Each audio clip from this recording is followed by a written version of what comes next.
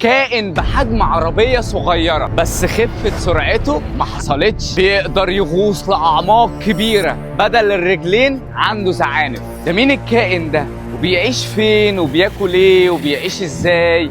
اسمع القصة. اهلا بيك يا صديقي في حلقة جديدة من برنامج عودة عالم البحار، حيث البحر والشمس والحياة البحرية. النهاردة هنتكلم على فيل البحر. والله زي ما انت سامع كده بيقولوا عليه فيل البحر، بس زي ما قلنا بدل ما هو عنده رجلين عنده زعانف. اولا فيل البحر هو فقمة من الفقمات المميزة جدا، واسمه تحديدا فقمة الفيل. بينتموا لفصيلة الفقمات الفوسيدي او الفوسيديا، ودي انفصلت عن نوع تاني اسمه الفقمات الاذنية من حوالي 20 مليون سنة. فقمة الفيل الشمالية واسمها العلمي، ركز معايا، ميرونجا انجوستيريس توروس، ويا رب اكون بقول الاسم صح. ودي موجوده على طول سواحل المحيط الهادي في الولايات المتحده والمكسيك، وليها مستعمرات تكاثر رئيسيه في كاليفورنيا تحديدا. والنوع الثاني هو فقمه الفيل الجنوبيه واسمها العلمي ميرونجا لينينا، ويا رب اكون بقول دي كمان صح. بمناسبه يا رب اكون بقولها صح دي يا صديقي، اصل المتنمرين كتير والانجليزي مش لغتنا الرئيسيه، فاي لهجه تطلع مني ممكن ما تكونش صح. ودي ساكنه في مياه شبه القطبية الجنوبية والمياه القطبية، وليها تجمعات تانية في الأرجنتين ونيوزيلندا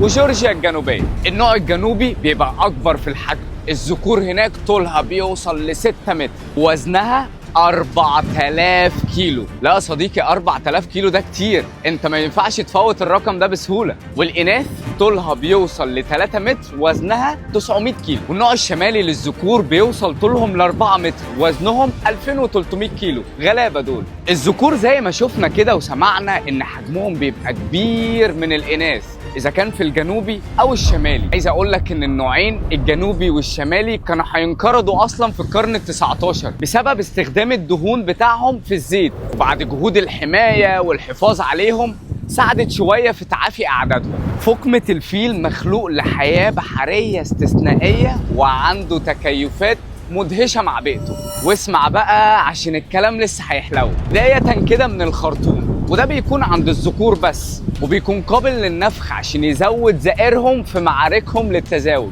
عندهم طبقة شحم سمكها بيوصل ل15 سنتي، بتكون كده عاملة زي عازل حراري، وبتوفر لها طاقة وهي صايمة. وهقول لك هي ليه بتصوم قدام شوية. عيونها متكيفة جدا مع ظروف الإضاءة القليلة، بس بتعتمد أكتر على الإحساس باللي حواليها وبالحركة من خلال شنباتها.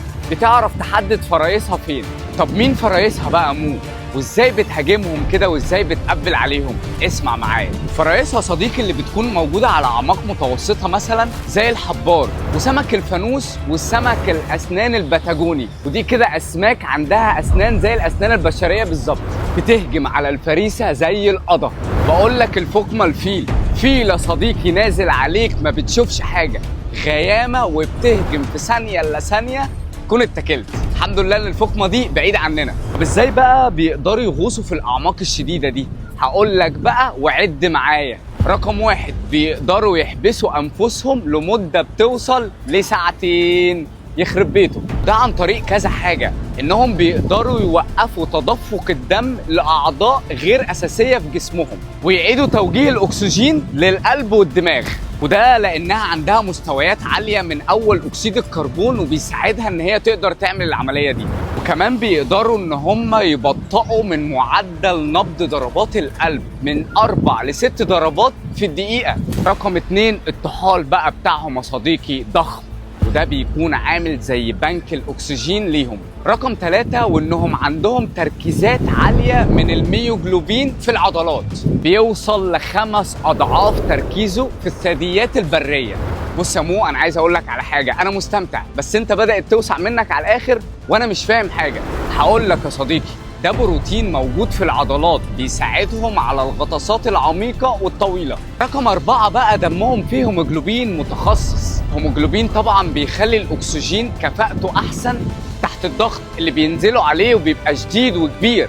تعال أقول لك بقى هي بتصوم ليه وإمتى فقمة الفيل. الصوم بيكون على الذكور المهيمنة والمسيطرة على المجموعة عشان تحافظ على أراضيها، فبيفضلوا الذكور على الأرض لمدة كده من 2 ل5 شهور عشان تحمي الإناث بتاعتهم. فهو كده بيفضل على الارض، ما بينزلش الميه، قاعد على الشط، وما بيبقاش عنده وقت خالص ان هو يدور على اي اكل واي غذاء، لان هو لو نزل وساب الشط فرصته في التزاوج ممكن تروح عليه. قاعد متعسف يا عيني. بس بقول لك ايه يا مو، هم ازاي بيقدروا يصوموا كل الفتره دي؟ هقول لك يا صديقي، بيستمدوا طاقتهم من مخزون الدهون اللي عندهم وانتاج جسمهم لاجسام الكيتون، ودي بروتينات بيكونها جسمهم لما بيحرقوا الدهون اللي في جسمهم عشان يديهم طاقه. كمان بيحصل عندهم تغيرات هرمونيه زي انخفاض هرمونات الغده الدرقيه، وده بيبطئ عمليه الايض اللي بيحول الغذاء في الجسم لطاقه. كمان بيرتفع عندهم هرمون ليبتين، وده بيقلل الجوع شويه. سبحان الخلاق العظيم في كل اللي احنا سامعينه وكل اللي انا بقوله ده. الاناث كمان بتصوم، بس مش فترات طويله زي الذكور، بتصوم من 4 ل5 اسابيع وتقعد على الشط للولاده والرضاعه، وبعد كده لازم ترجع على البحر عشان تنزل تاني وتعيد بناء مخزون الطاقه عشان الحمل الجاي بقى. فقمات الفيل بتسافر لمسافات طويله في المحيط. عندك النوع الشمالي مثلا بيهاجر مرتين في السنه، من كاليفورنيا لألاسكا، ومره تانيه في وسط المحيط الهادي.